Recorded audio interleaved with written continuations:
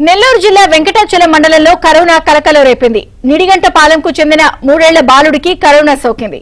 ఇటీవల పుదుచ్చేరి వెళ్లి వచ్చిన బాలుడికి టెస్టులు చేయించుకోవడం కోవిడ్ నిర్ధారణ అయింది. దీంతో వైద్య శాఖ అప్రమత్తమైంది. నిడిగంటపాలెంలో బాలుడి బంధువులు చుట్టుపక్కల వారికి పరీక్షలు చేయించారు.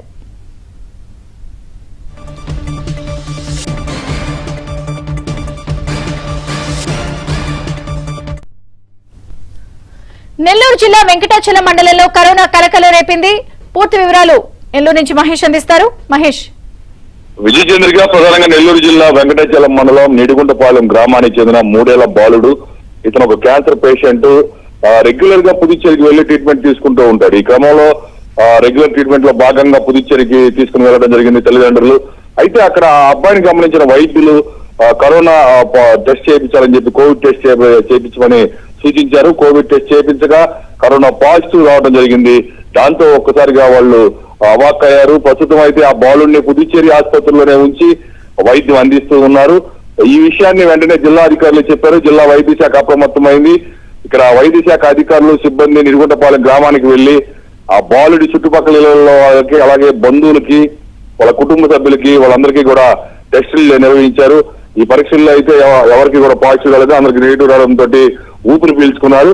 బాలుని అయితే మాత్రం పుదుచ్చేరిలోనే ఉంచి అక్కడే వైద్యం అందిస్తున్నారు. గతంలో కూడా ఈ నెల్లూరు జిల్లాలోనే మొట్టమొదటి కరోనా కేసు రావడం జరిగింది జగన్ ప్రభుత్వ హయాంలో. అప్పుడు సక్రమంగా పట్టించుకోకపోవటం, బ్లీచింగ్ చల్లితే పోద్ది, జ్వరం టాబ్లెట్లు మింగితే పోద్ది, అలా ప్రభుత్వ అలసత్వం కారణంగా చాలా ఒక్కసారిగా వ్యాప్తి చెందడం జరిగింది. అయితే ఈసారి మాత్రం కూటమి ప్రభుత్వం చాలా చర్యలు చేపడుతుంది.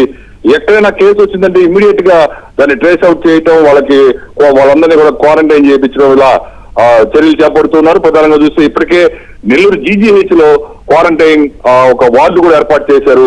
అక్కడ 5 మంది పురుషులు 5 మంది మహిళలకు ప్రత్యేకంగా బెడ్లు 5 బెడ్లు చొప్పున 10 బెడ్లతోటి క్వారంటైన్ వార్డు కూడా ఏర్పాటు చేశారు.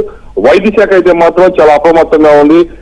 ఎవరికైనా వాళ్ళంతా కూడా ఒకటే చెప్తారు వైద్య అధికారులు, ఎవరికైనా చిన్న అనుమానం వచ్చినా వెంటనే వచ్చి టెస్టులు చేయించుకోండి, క్వారంటైన్ లో ఉండండి, బయటికి రావద్దు, మెడిసిన్స్ అవి తీసుకోండి, అన్ని మందులు కూడా అవైలబిలిటీలో ఉంచాం.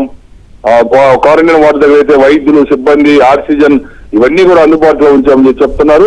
ప్రజలు దాన్ని అర్థం చేసుకొని ఎవరికైనా అనుమానం కలిగితే వెంటనే పరీక్షలు చేయించుకోవాల్సిన అవసరం ఎంతైనా ఉంది.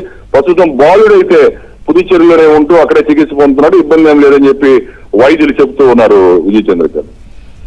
Okay Mahesh, thank you.